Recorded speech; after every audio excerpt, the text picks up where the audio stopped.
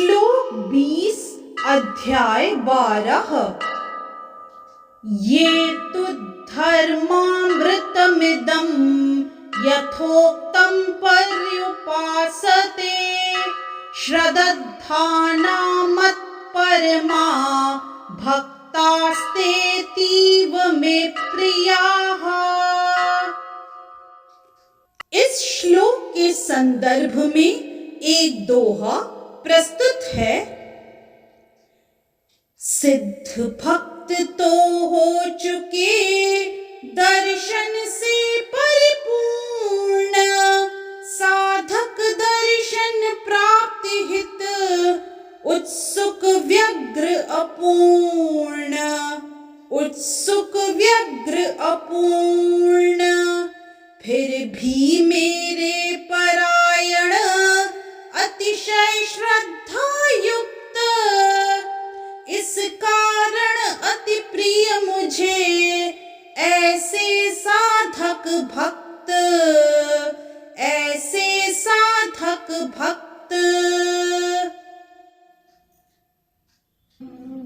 इस श्लोक में श्री कृष्ण अर्जुन को कहते हैं, जो इस भक्ति के अमर पथ का अनुसरण करते हैं और जो मुझे ही अपने चरम लक्ष्य बनाकर श्रद्धा सहित पूर्ण रूपेण संलग्न रहते हैं, वे भक्त मुझे अत्यधिक प्रिय हैं। यदि इस श्लोक का विस्तार करें तो इस अध्याय में दूसरे श्लोक से अंतिम श्लोक तक मय्यावेश्य मनो ये माम, मुझ पर मन को स्थिर करके, से लेकर ये तो धर्मामृतम इदम, नित्य सेवा इस धर्म को, तक भगवान ने अपने पास पहुंचने की दिव्य सेवा की विधियों की व्याख्या की है। ऐसी विधियां उन्हें अत्यंत प्रिय हैं और इनमें लगे हुए व्यक्तियों को वे स्वीकार कर लेते हैं। अर्जुन ने यह प्रश्न उठाया था कि जो निराकार ब्रह्म के पथ में लगा है वह श्रेष्ठ है या जो साकार भगवान की सेवा में। भगवान ने इसका बहुत स्पष्ट उत्तर दिया कि आत्म साक्षात्कार की समस्त विधियों में भगवान की भक्ति निस्संदेह सर्वश्रेष्ठ है।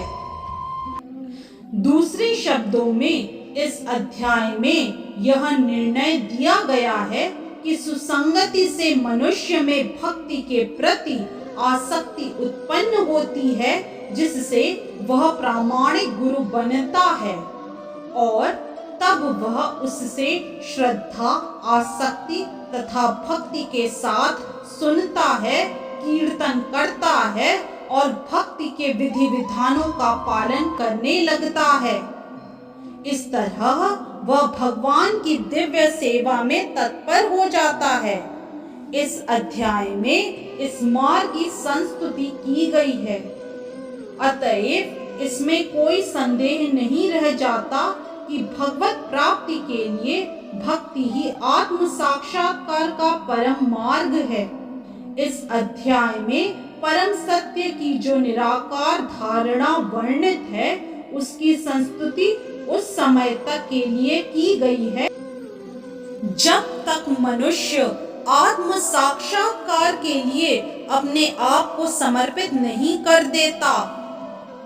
दूसरे शब्दों में, जब तक उसे शुद्ध भक्त की संगति करने का अवसर प्राप्त नहीं होता, तभी तक निराकार की धारणा लाभप्रद हो सकती है।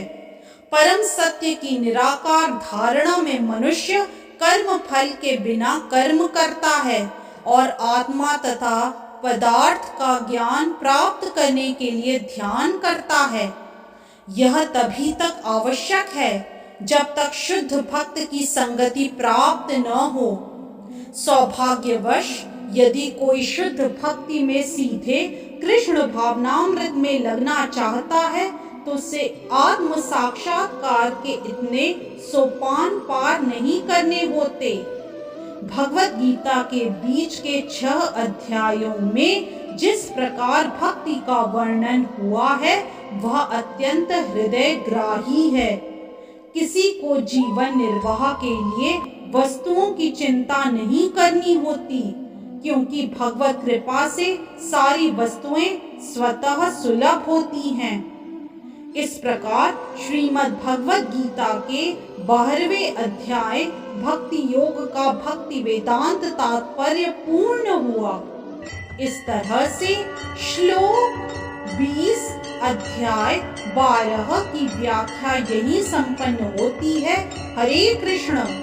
यदि आज का वीडियो आपको पसंद आया तो कृपया लाइक, सब्सक्राइब, कमेंट और शेयर करना न भूलें। चैनल का नाम है मिस्टिक फेथ। ओम तत्सदिति। श्रीमद् भगवद गीतासु उपनिषत्सु ब्रह्म विद्यायां योग शास्त्रे श्री कृष्णार्जुन संवादे भक्ति योगो नाम 12ोऽध्यायः। हरि ओम। श्री गुरुभ्यो नमः। हरि ओम।